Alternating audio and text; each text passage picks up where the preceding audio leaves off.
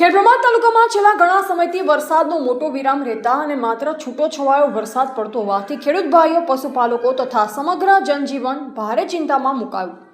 સુકાઈ રહેલ ખેતરોને ધરતીની તરસ છીપાવવા માટે ખેડબ્રહ્માના રામેશ્વરનગર ખાતે આવેલ જૂના અને પુરાણ પ્રસિદ્ધ ઐતિહાસિક રામેશ્વર મહાદેવ મંદિરે સમગ્ર નગરજનો દ્વારા એક ભવ્ય પર્જન્ય યજ્ઞનું આયોજન કરવામાં આવ્યું.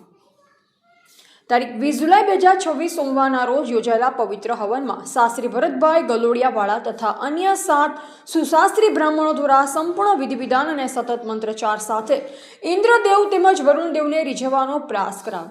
આ પર્જન્ય યજ્ઞ સતત 9 કલાક સુધી ચાલ્યો, જેમાં હજારોની સંખ્યામાં શ્રદ્ધાળુ અને ગ્રામજનોએ હાજરી આપી ઇન્દ્રદેવને અમૃતમય વર્ષા માટે સર્વજન પ્રાર્થના કરી. પ્રાચીન લોક પરંપરા મુજબ મહાદેવજીના શિવલિંગને જળમાં ડૂબાડવામાં આવ્યા તેમજ માટીના ઢૂંઢિયા બાપજી બનાવી પણ મેઘરાજાને આરાધવામાં આવ્યા.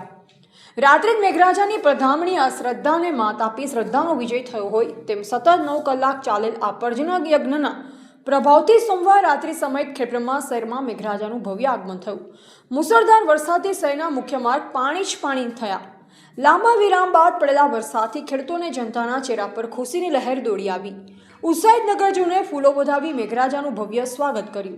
હે દેવરાજ ઇન્દ્રદેવ, આ પ્રસન્ન થાઓ, મેઘોને અમૃતમય વરસાદથી ભરપૂર કરો ને ખેડબ્રહ્મા સહિત સમગ્ર વિસ્તારમાં જીવદાયી વરસાદ વરસાવી ધરતીને હરિયાળીથી છલકાવી દો. નગરજનોની પ્રાર્થના. રિપોર્ટર જયેશ ઠાકોર સાથે શૈલેષભાઈ, ખેડબ્રહ્મા.